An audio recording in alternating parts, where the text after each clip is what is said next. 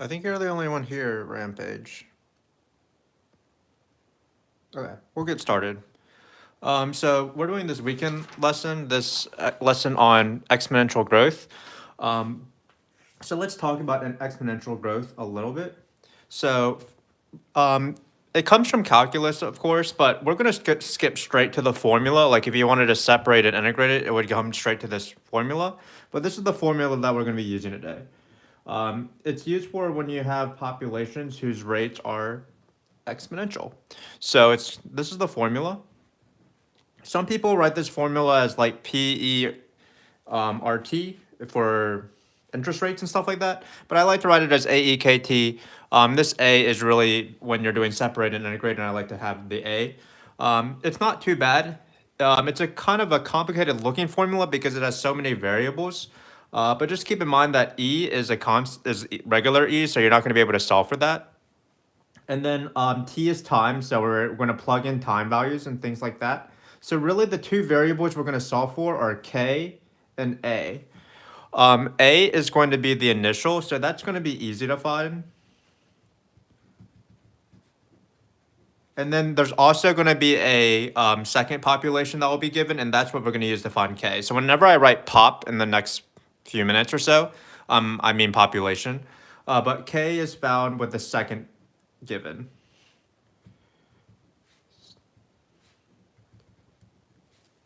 So there will always be one population that is the original, and then one population that will be used to find k. And then once we have the formula, that's the most important thing. So we're going to try to find a and k to find the formula. And then sometimes there's going to be find a and k to find formula. Sometimes there's going to be some follow-up questions that we'll do, but you only can do those with the formula, so that'll be the first step. Keep in mind that on this worksheet and on the AP exam, you're intended to use a calculator because you have these like complicated decimal numbers and these answers or so. But I'm not going to use a calculator because I don't like my students using a calculator on the test. So when I do these questions, I'm going to leave my answers with LNs and things like that. But we're going to get started with this question right here. So this is my worksheet. Again, this is the formula PTAEKT. So let's get started. So this is a normal question. So it says a population of whatever is a constant growth rate of k. So this is actually the k. Usually they won't give us this formula, but this is the first question. So the relative growth rate is our k. And then on day 0, the population is 10. So again, they always give you the initial population. That's going to be your A. And then we're going to try to find the population after 30 days. So this question is the easiest question because they give you A and K, and you don't have to find them. They will always give you A, or they don't always give you A, but most of the time they give you A. So in this case, A is 10. So I'm going to replace it with 10. And the hard part for the future questions will be finding k, but just keep in mind k is called the relative growth rate, so they gave it to in this case. So this one was easy. So this is k. And then I have t. And then how I'm going to find the answer? Well, all I'm going to do is I'm going to plug in 30 for t, and then I'm done. So it's going to be, I forgot my e, so it's going to be 10 e to the 0.2149 times times 30, and we're done. Again, I don't want to type things in a calculator, so I'm going to leave my answer like this. You can type it in a calculator if you want to. If you're one of my students, this is the answer. But again, we're going to be using this formula constantly throughout this worksheet. We're going to find the A because the A is going to be given, so that'll be the easy part. And then we're going to find the K. And the K will be the hard part, but you'll see how it works each time. So let's get started with a harder question, which is this question right here. Number 2. Let me know if you need me to stop and explain something twice or something. So for number 2, I start off with my formula like normal, AEKT. And then I look for my A that's given. So it says a bacteria culture initially, so it's the word initially that is my sort of key word, contains 200 cells. So I'm going to replace my A with 200 off the bat.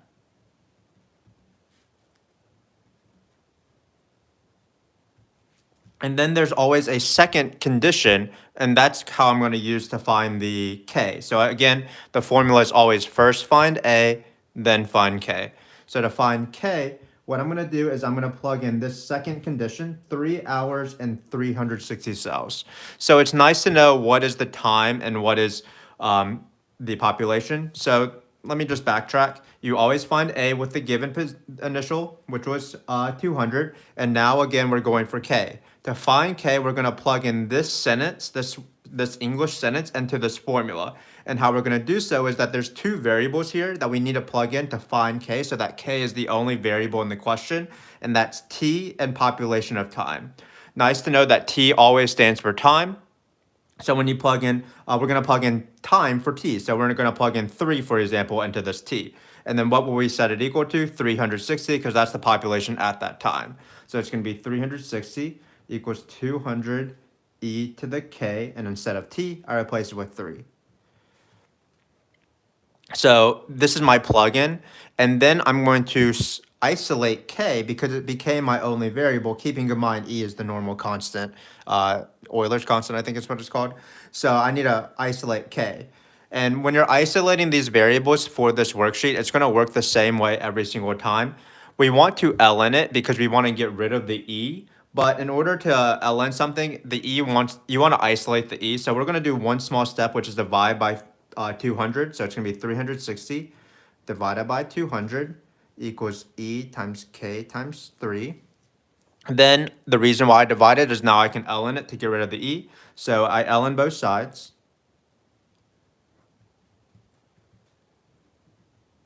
And the reason why I ln both sides is that when you take the ln of an e, the ln and e cancel, and you're left with just the exponent. So now we have k times 3 here. And to isolate k, we just bring it over.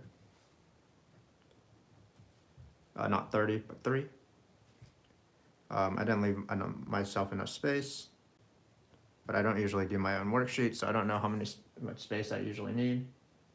But this is the answer to the first one once we find the k. So I'm actually going to write the answer to A in part B because we'll also need it for part B. So again, you're always going for 2 variables. A will be the initial, 200 here. Then k is this weird constant. And again, I don't want to use a calculator, so I'm just going to leave it as this weird constant, 1 over 3 ln of 360 over 200 times t. And that's all it is. So that's the answer to the first question, part A. Again, you're always going for A and K. To solve K, you plug in the second point, T for time and population, into, you're setting that equal to it. Then you're isolating K through ln's, and it'll work this way every single time. Hopefully that makes sense. So once you have the formula, you're able to answer questions like B and C. So let's do that. Well, B is very easy. Once you have the formula, all you're going to do is plug in 6.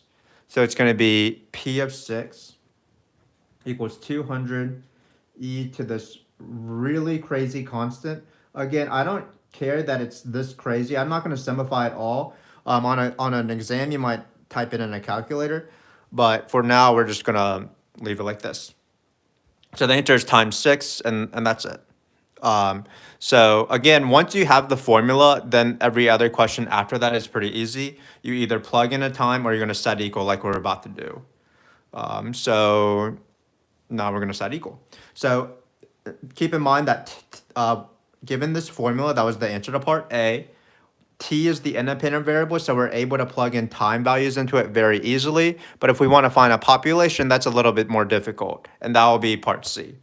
So instead, we're going to set it equal because time goes into T and 10,000 is a population, so that won't go into T. So it's going to be 10,000 equals 200 e to the 1/3 ln of 360 over 200 T. So we have this formula and it looks kind of awful, it looks kind of intimidating, but it's not too bad. We're still going to do our strategy that in order to isolate an E, you're going to ln it. So first off, it's always nice to divide this number by this number. 10,000 divided by 200, I believe, is 50, right? And then we're going to get e to the 1/3 ln of 360 over 200t. Then we are going to ln because we have our e isolated. So it's going to be ln of 50 equals ln of this side, but the ln, the e cancel, so you're just left with the exponent.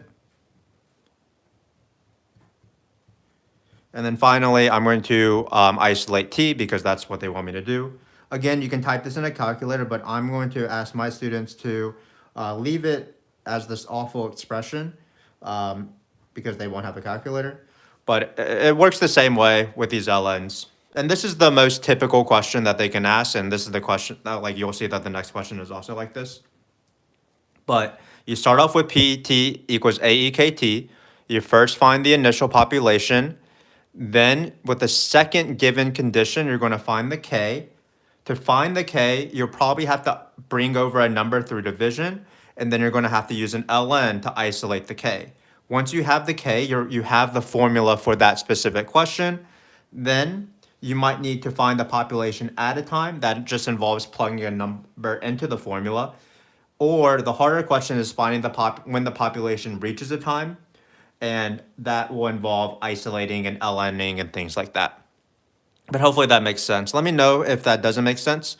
If nobody says anything, I'll move on to the next question. So this is the next question. Again, it's a population question. This is the PTAEKT. So I just start off writing the formula.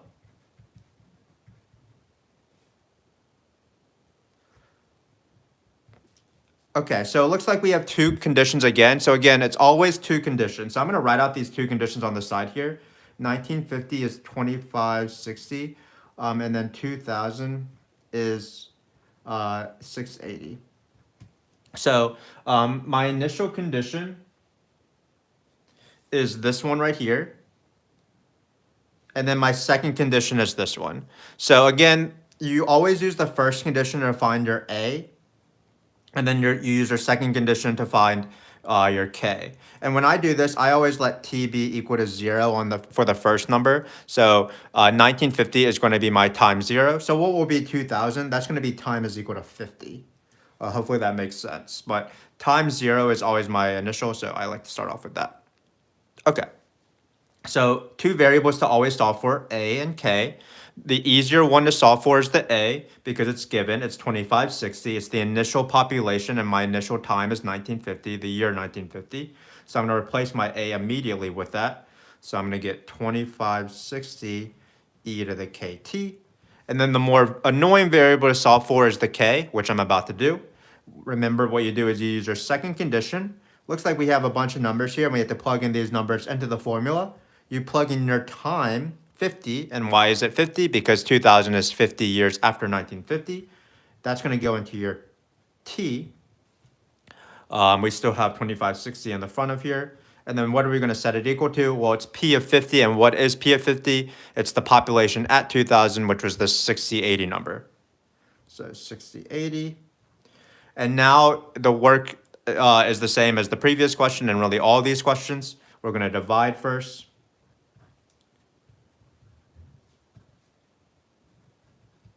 And then once you divide, you have the e isolated. And once you have the e isolated, you take ln's. So we're going to take ln's. So let's do it right here. ln of this crazy fraction. Again, the answers look kind of awful, but it's kind of repetitive when you're doing this, so it's not too bad actually. What's going to be the other side? Well, when you take the ln of the e, the entire purpose of the ln is to get rid of the e, so it's going to be k times 50, and then you're going to bring over the 50 to isolate it.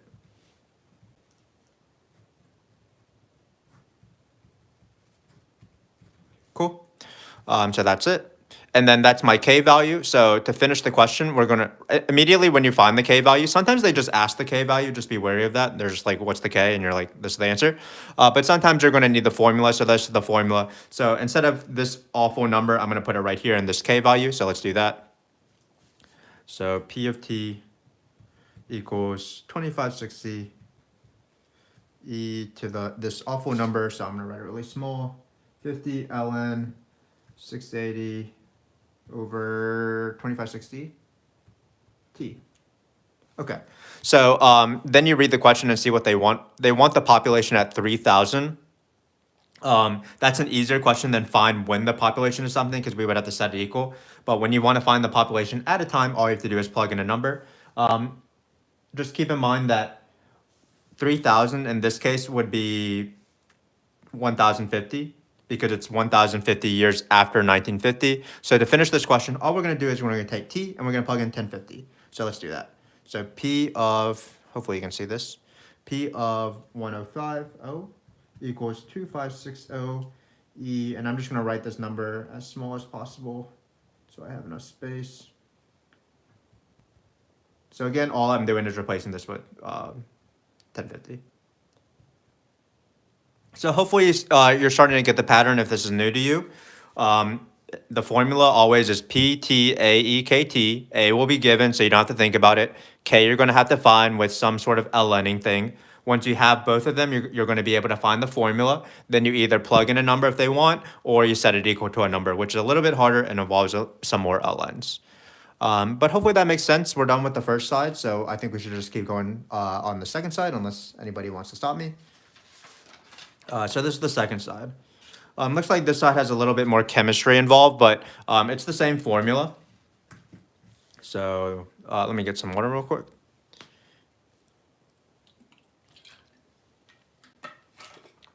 Okay. So I just always write the formula down. P, T, A, E, K, T. Okay, so let's look at this. So some people are intimidated by half-lives, but it's the same thing, as we'll see. So we have AEKT. Originally, it has 400, so it looks like I'm going to be able to replace my A with 400. And then I'm trying to find the formula for the mass. Just keep in mind, I don't know a lot of chemistry, but I believe that 210 is like the isotope number. That doesn't matter at all. That's part of the name of the whatever this is, an element or an isotope. The important thing is the half-life is 5 days. So on the front side, they would just give you a second point. So they would say something like, after 3 hours, it grew to 360, or in 2000, it was 6080 population. But over here, notice they don't give me a second point. And the second point is always to find k. So we're stuck, but we're not actually stuck because we have half-life. Half-life is 5 days. So just keep in mind that when I try to stress to my students that when you're plugging this in, you're always going to plug in two numbers, one number into your t and one number into your p of t. And what is t? T is time, and half-life is time. So we need to plug in 5 into time. But if you don't know chemistry, you might not know what a half-life is. I'm going to try to explain what a half-life is. A half-life is the time it takes for half the population to decay, meaning that after whatever the half-life is, whatever the how much time that is represented, whatever when that time expires, half the population will remain. Not my best explanation, but for example, in this case, after 5 days, whatever our original population will be reduced by half. So after 5 days, because we started with 400, we're going to end up with 200. And then after another 5 days, it will be 100. And then after another 5 days, it'll be 50. And then after another 5 days, it'll be 25. So when we plug in the numbers here, Again, we always are going for K. We're going to plug in 5, the half-life, into our T. And then we're going to set it equal to the population that remains after the half-life. And what is that? Well, it's going to be 200 because that's half of the initial 400. So hopefully that makes sense. It's the same thing as always. A is will be given, and then to find K, you use the half-life. Once you're over here, hopefully you sort of have gotten the pattern. We first need to divide to isolate. 200 divided by 400 is 1/2. And then you're going to go for K. And how do you go for K? You ln both sides. When you ln the right side, the ln and the e cancel, so you're just left with the exponent. And then finally, you divide, and this is K. So my answer to the first one, when it says find a formula, will be P of T equals 400 e to this terrible number times T. And again, I'm not going to type in a calculator because I don't expect my students to. Okay. So now we're given the typical follow-up questions, B and C. So B will be easier because we're just finding the population at a time. So let's do that one real quick. All we're going to do, once you have the formula, once you have your A and once you have your K, it becomes very easy because we're just going to plug in numbers. So when we want to find what the population is after 22 days, we're just going to plug in 22 for T. So that one is easy. Again, if you wanted to, you could type these in calculators, but I'm kind of lazy right now. Just keep in mind that it's like this, so like this 22 is not multiplying this 1/2. Okay. And then again, harder questions are when you want to find, after you find the formula, when you want to find a certain population, like what time is that certain population achieved. So in this case, we are going to take our formula, and instead of plugging in a number like we did in B, we're going to set it equal to a number, which is 2. So it's going to be 2 equals 400 e to the 1/5 ln of 1/2 times T. And then hopefully you've been getting the pattern of trying to isolate variables within the exponent. First, you're going to isolate the e, then you're going to ln it, and then you're going to isolate the variable. So we're going to first divide by 400, and 2 over 400, I believe, is 1 over 200.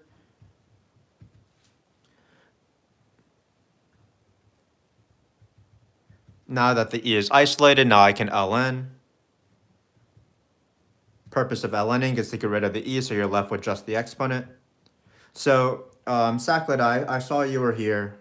Hopefully you see that once you have this, and these sort of double questions in the follow-up question, when you're finding when a population achieves a certain time, or sorry, when a time achieves a certain population, the answer will have double ln's. So to finish off, we're going to divide by this.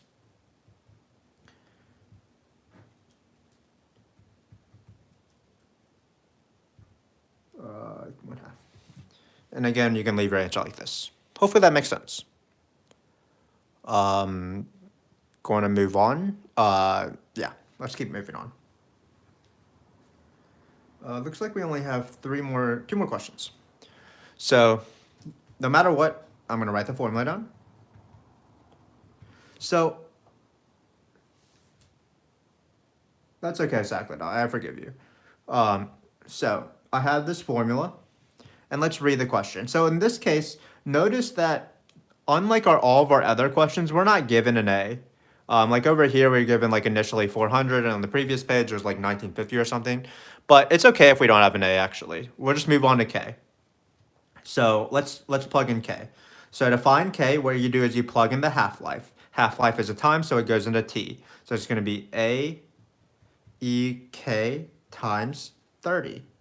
The question is, what do we set this equal to? Because they didn't give us an initial amount, so you might not know what the second amount will be. Like for the first one, we started with 400, and we were able to divide by 2 to get 200. But what you always put on this side is whatever the population remains after you plug in the t value. So because we plugged in 30, what will be the population that remains? Well, 30 is the half-life, so what will remain? Half the initial population, and the initial population, while we might not know this exact number, is A. So on this other side will be 1/2 A, because half the population remains after the half-life of 30 years. And we have it in terms of A. And notice what happens immediately. Well, we're going to go for our normal divide step, and then we're going to take ln's. But when we do the divide step, notice the a's cancel, and we get 1/2 equals e times k times 30. This should look really similar to this. So notice that it'll be 1/2 e to the k times the half-life, because the initial population will cancel, because what will remain on the other side will be half the population. So you'll always get 1/2. So that's why you didn't even need to know a in this case. But once we get this, we do our normal stuff, ln both sides, ln of 1/2. And you're doing this so that the e's cancel, so you get k times 30. So you will hopefully see that k is equal to 1/30 ln of 1/2. And that will be our formula. So our formula in this case will have a's in it, but we really don't care. So p of t equals a e, this weird number, times t. Okay. Now let's move on. How many years will it take for the sample to decay to 10% of its original population, original amount? So we're going to write our formula down that we got in the previous question. It's going to be AE 1/30 ln of 1/2 t. So that's the answer to the previous question. And we have to think, do we want to plug in a number or do we want to set it equal to a number? So it looks like we want to just set it equal to a number because we want to find the time. So we don't have a time to plug in. So when we're doing this, again, we don't know the initial amount, but hopefully you see that it's okay because we can write the population on this side after we plug in our t value, or trying to find our t value. We can use it in terms of our initial population of A. So if it decayed to 10%, for all these half-life questions, just keep in mind when you plug in a number, what you'll get on the other side is whatever population remains. So when we want to find our t value and we want to find 10% of our original amount, what we're going to set this equal to is 0.1a, or 10% of A. So it's going to be 0.1a, e 1/30 ln of 1/2 t. And just like the previous question, we don't need to know the a because the a's immediately cancel. So it's going to be 0.1 equals e to the 1/30, 1/2 t. And then hopefully you see, do you have a question?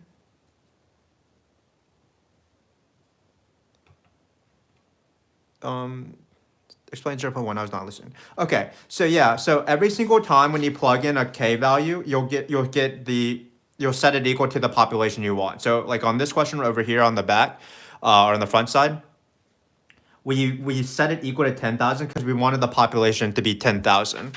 But over here, we want the population to be 10% of the initial amount. And we don't know the initial amount, but that's okay because 10% of the initial amount will be 0.1a, 10% of A.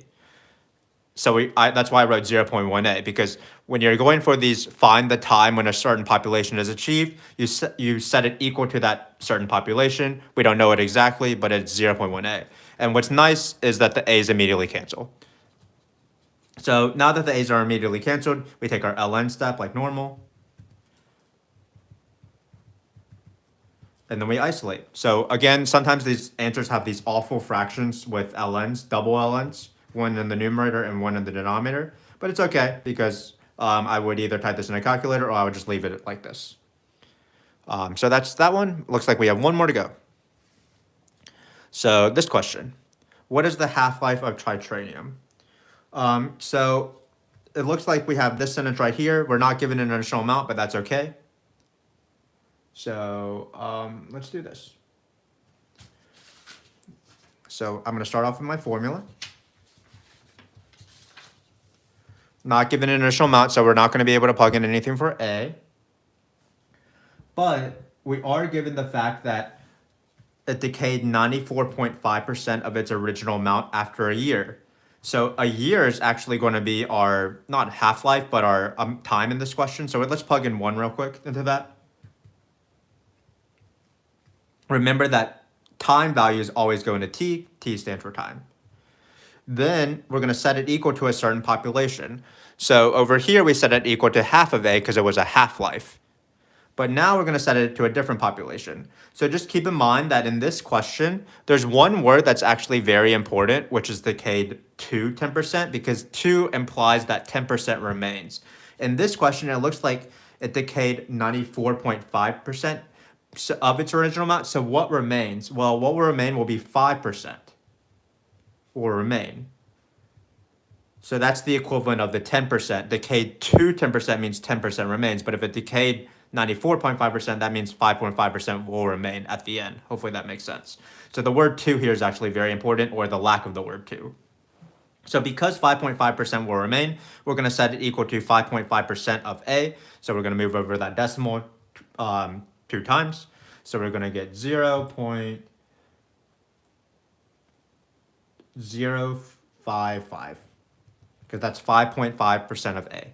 We're going to write an A here. Cool. So again, because it said didn't have the word to, we put whatever remains, and because it decayed 94.5%, 5.5% will remain, and that in decimal form is 0.055. The A's cancel here, so it's going to be 0.055 equals E times K times 1. We're going to take the ln to isolate the E, or to get rid of the E to isolate the K. K times 1 is K, so this is actually my K value right here. So I write the equation with that K value. So I'm kind of running out of space here, but we will try to prevail. So it'll be A e to the ln of 0.55 t. And we want to now find the half-life. Well, what is the half-life? It's the time, so we're not going to be able to plug in a time, but we're going to try to solve for a time where half the population remains. So what are we going to set this equal to? Well, we want to set it equal to half of A, because half the population remains. So it's going to be 1/2 A equals A e to the ln of 0.055 t. The A's cancel, boom, boom. So we'll have 1/2 equals e to the ln of 0.055 t. We're going to take the ln of both sides like normal. So, and we'll be left with this. And our answer will be this double ln business like normal for these harder find the t questions as opposed to plug in a t. Hopefully that makes sense. Okay. So in the next question, we're actually almost done. This one, it does have the word decay to 30%. So we're going to take our population that we got earlier, which is right here. P of t equals AE once we find that K, which is this number, T. So let's rewrite that.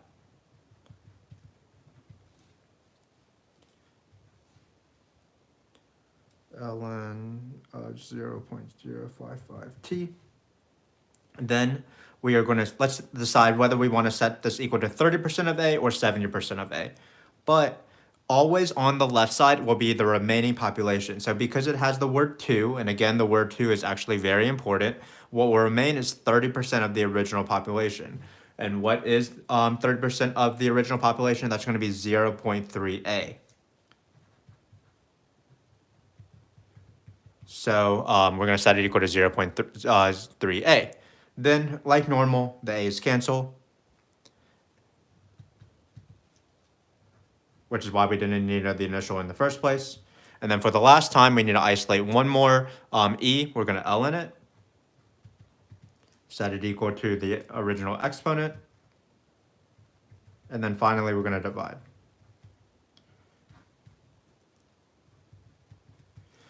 And that's how you do these questions. Hopefully you see that there's quite a bit of a pattern to them. You write this formula P, T, A, E, K, T. Sometimes they're given A, sometimes they're not, but it's the very first step. The key is finding the K, and to find the K, you plug in an initial, the second condition. You'll either set it equal to whatever the population remains or some sort of percentage of the amount, if that makes sense.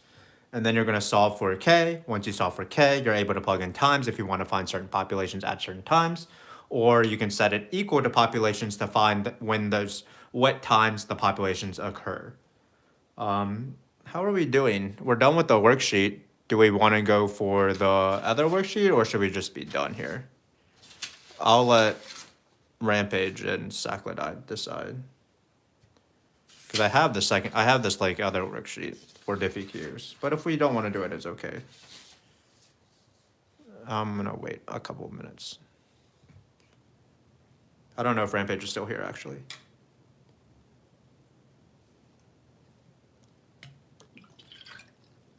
Yeah, we don't have to do it if you don't want to. The other worksheet is the Friday lesson. Like, I don't think there's a video on it on Schoology. But it was pretty easy if you remember. It's like this sort of stuff with like L'Hopital, tangent line approximation.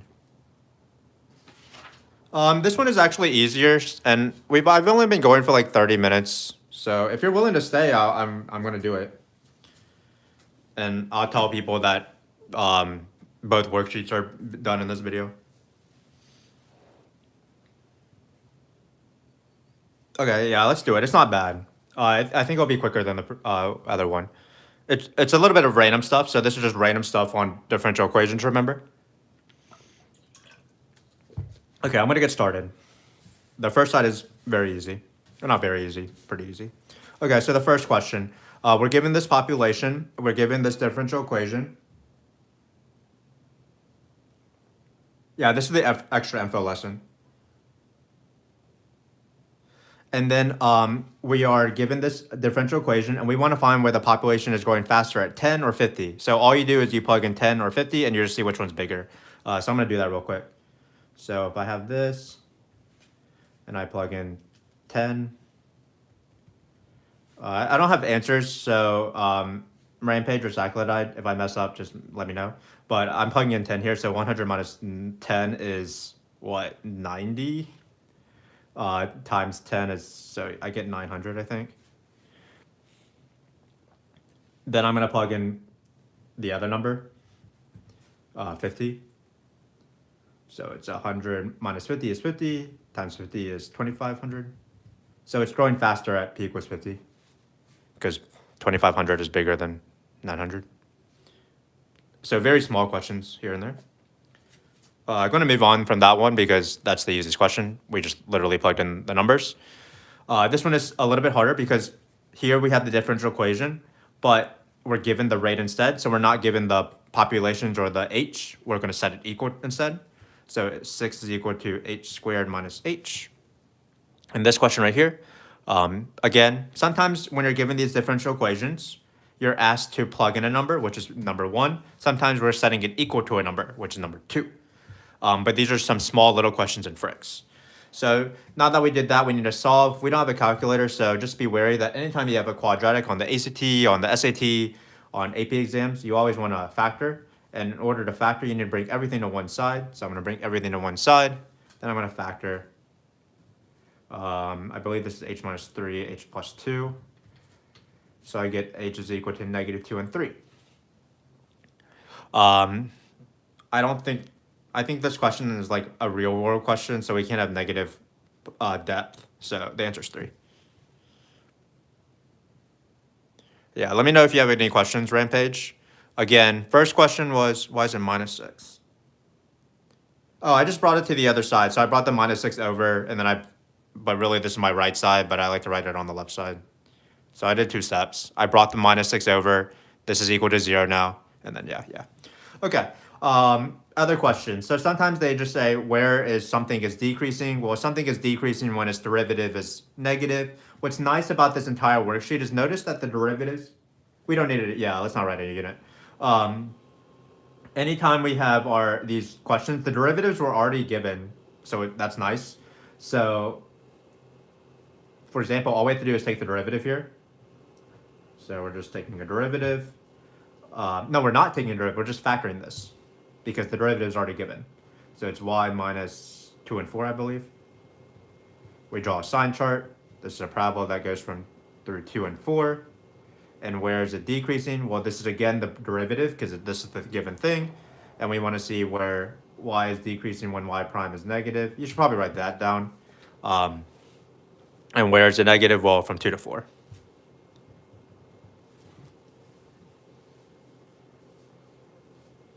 So again, these questions are pretty easy because the derivative is always given. So if you know what to do with the derivative, you're good to go.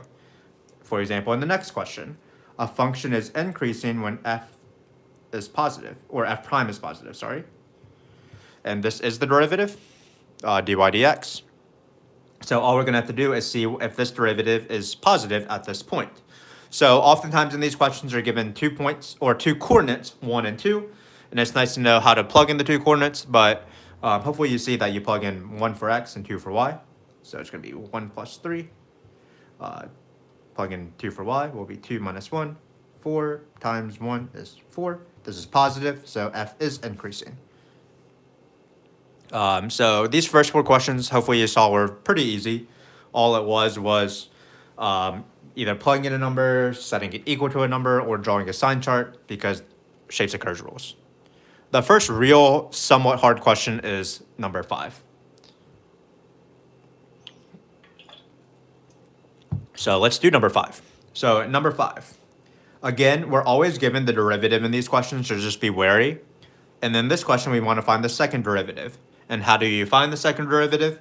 Well, you're just going to take one derivative. So keep in mind, we're not taking 2 derivatives. We're just taking one derivative because the one derivative is already given. Then we want to be careful with variables. So this is implicit differentiation. So sometimes they're not going to use y's and x's, but they use other letters. Keep in mind that in this format, the bottom letter, it acts like x. And really on a test, if it's not x, it's probably t. And then the capital letter is x as y, so that's the dependent variable.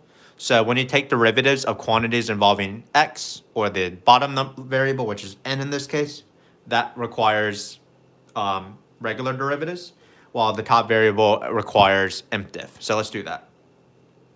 So to take the second derivative, it's going to be, well, the derivative of 80 is 0. But the derivative of minus 2s is not minus 2. It's so easy to write minus 2, but it's actually minus 2s prime. And what is s prime? S prime is this. So this is probably the most missed question on the test because it's easy to be very careless with derivatives. But because s is the dependent variable, we have to use the chain rule, so we have to prime it. And then once we have s prime, we're going to replace it with this. And now something gets concave up when its derivative is second derivative is positive, not first derivative, second derivative. And it's concave down when its second derivative is negative. So we're going to plug in 10. So it's going to be negative 2, 80 minus 2 times 10.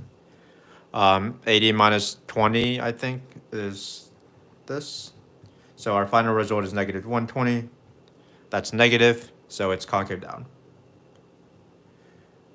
So yeah, really trying to stress this idea that the derivative of, when you're taking the second derivative, it should be a very easy derivative as long as you remember which one to prime. So hopefully that makes sense. Same thing in this question. So we're asked to do rel, max, or min. First, we're asked to find y double prime, so let's do that. We're already given y prime, but remember that when you're doing y double prime, we're only going to need one derivative, but let's be careful with priming. X is the independent variable, so that's derivative is just 1. Y squared is the dependent variable, so that's going to be the priming. So as normal, the derivative of minus y squared isn't just minus 2y, but it's minus 2y times y prime. And these questions, they always give you y prime, just like they gave you s prime in this case, and we replaced s prime with this. So a good habit is once you find that y prime, just immediately replace it with this.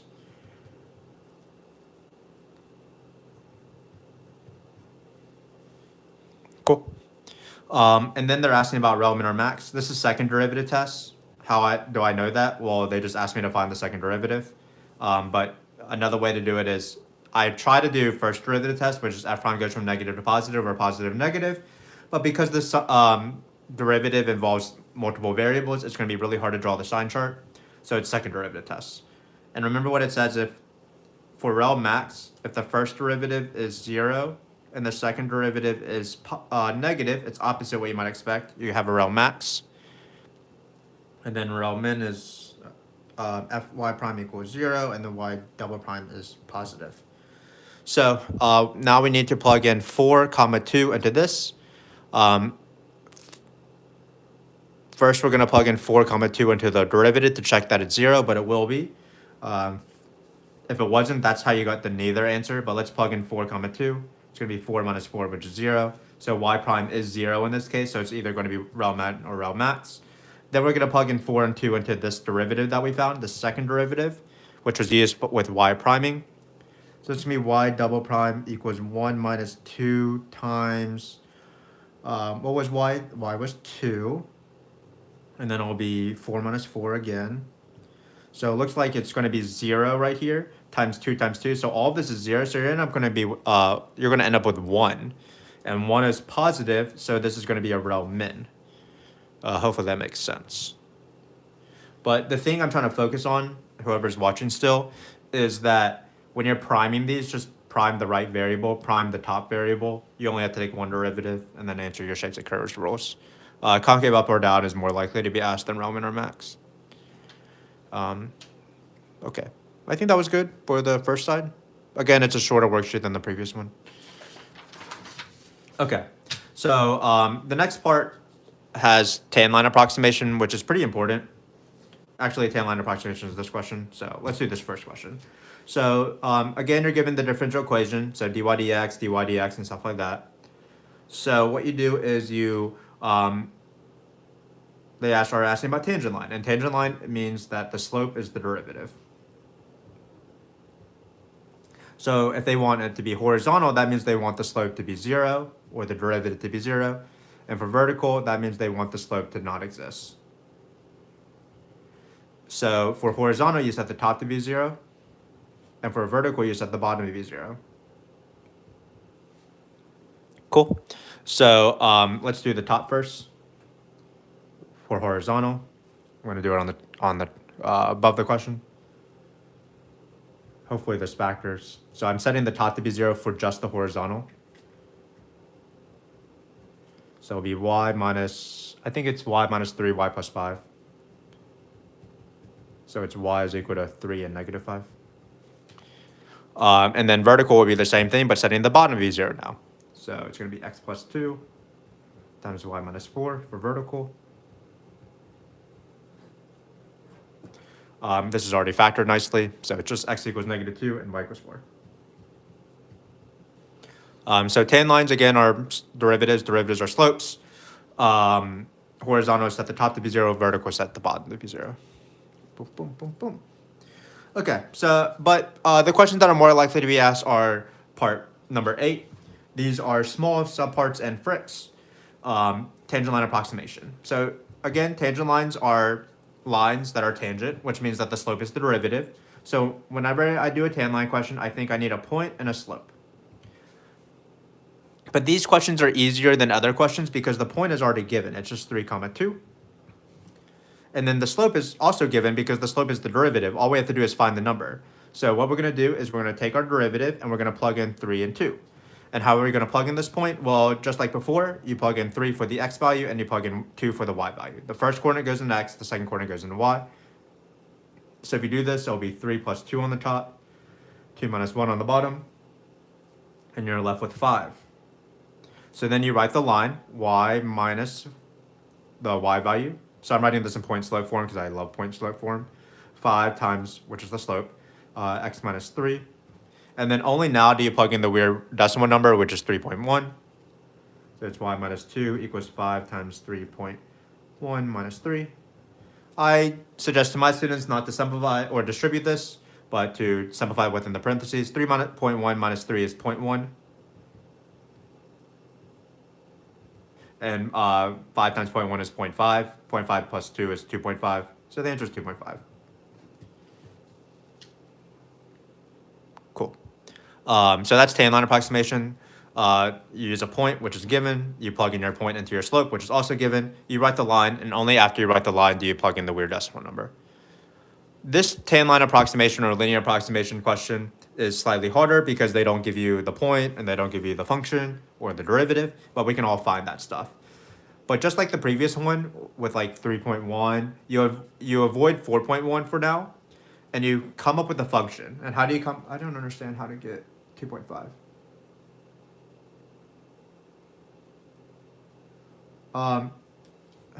Did you get the 5 and the 3 halves and stuff? So once you write your line, you plug in the weird decimal number.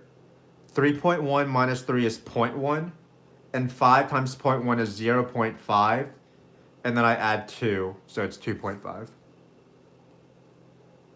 Yeah, I was thinking, I don't think this lesson is hard key. I think this one is harder than that one, but okay. Okay. So yeah, so again, as I was saying for this question, you have to find the function, but you avoid the weird decimal number just like you did in the previous one. 3.1 is the weird decimal number, 4.1 is the weird decimal number. So just imagine covering this up with an x and that'll be the function. So in this case, the function is square root of x. I think that's thinking. Revi, lovey. Okay. And then you come up with a point. The thing people mess up is they just keep using this weird decimal number, but the weird decimal number we use at the very end. So this weird decimal number should be near a perfect square, and it is. It's near 4. So it's near a x value that you know the square root of. So my point's not going to be 4.1 comma something, it's going to be 4 comma something. And then what is the something? Well, you plug in 4, it's the square root of 4, it's going to be 2. So for example, if it was like the square root of 64.5, we would choose 64 and 8. If we were doing the square root of 101, we would do 100 comma 10. If we were doing the square root of 82, we would do 81 comma 9. Those are the questions. Then what we do is we take the derivative and we plug in the point. So because the derivative is the slope. And hopefully you know the derivative is 1/2 x to the negative 1/2. If you want, you can write this as x to the 1/2. Then we plug in 4, so it's going to be f prime of 4 equals 1/2, 4 to the negative 1/2. Algebra skills now. Negative 1/2 means downstairs, so it's going to be 1/2 times 1 to the 4 to the 1/2. 4 to the 1/2 means square root, so it's going to be 1/2 times 1/2, which is 1/4. So now we have our slope, so let's write our equation over here. Y minus the y coordinate, which is 2, equals 1/4 x minus the x coordinate. And now at the very end, only now do you plug in the weird decimal number, 4.1. I like to write my answers with fractions, so 4.1 minus 4 is 0.1, which is 1/10. So it looks like our final answer is 2 plus 1 over 40th. 2 plus 1 over 40th because 4 times 10 is 40. So this two fractions multiplied together is 1 over 40. And then if you want, you can write this as 81 over 40 because 2 is 80 over 40. And that's the answer. Hopefully that makes sense for these tan line approximation questions. Again, as long as you sort of avoid the weird decimal number till the very end, you should be good to go.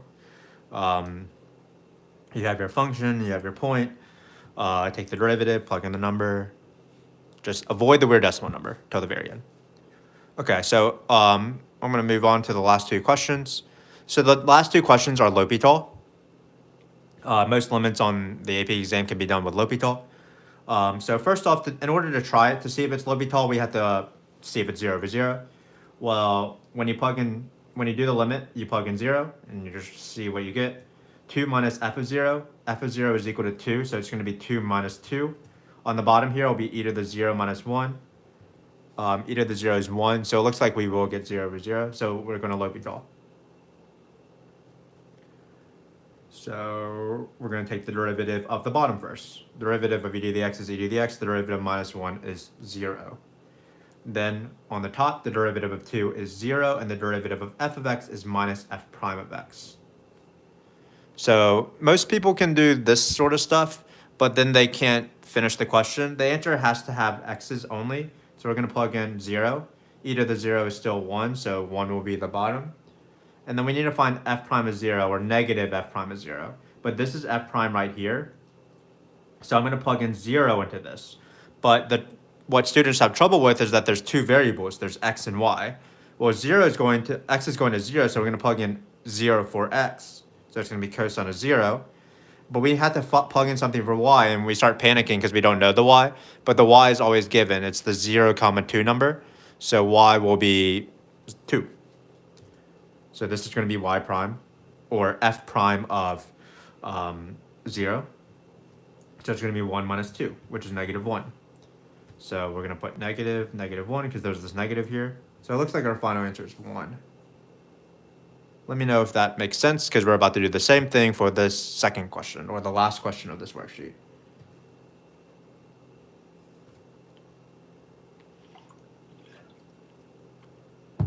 Okay, L'Hopital again. So again, I like to see if it's 0 over 0 first, because that's what are the requirements of L'Hopital. If you plug in the bottom, you're going to get 2 minus 2 to the squared, so that's going to be 0. And then you're going to get f of 3. Sorry, we're going to do 2, so it's f of 2. F of 2 minus 3, which is 3 minus 3. So this one you get 0 over 0 again. Most limits on the AP exam, you'll have 0 over 0. So then you start L'Hopitaling. I'm going to take the derivative of the bottom. It's going to be power rule. Drop the power, subtract 1, technically times 1 by the chain rule. And then the derivative of the top is f prime of x minus 0, because the derivative of minus 3 is 0. We're going to plug in 2. And we're going to get f prime of 2, oh gosh, is equal to 10 times 0. So I first need to find f prime of 2. Let me just find this number real quick. F prime of 2 is given by the derivative again. So it's going to be y prime equals, well, how do I find it? I'm going to plug in 2 for x. And then I need to plug in for a y value. But the y value, again, is f of 2 equals 3. So it's going to be 3. So it's going to be 2 times 3, which is 6 minus 6 is 0. So unfortunately, Stinkin', if you're still here, we get the annoying case of 0 over 0 again. So you have to L'Hopital again, which is why it's the last question. So let's L'Hopital again. Derivative of the bottom is 10, because power rule. And then the derivative of f prime is f double prime. So now all we have to do is plug in f double prime of 2. So if we can find f double prime of 2, we'll be done. But let's look over here. We only have y prime, so we have to find y double prime. Let's be careful. The derivative of 3x is 3. But the derivative, unfortunately, of minus 2y is not minus 2, but y minus 2y prime, because it's where you have to prime the y's. Good habit of these questions is once you have the y prime, to immediately replace it with that.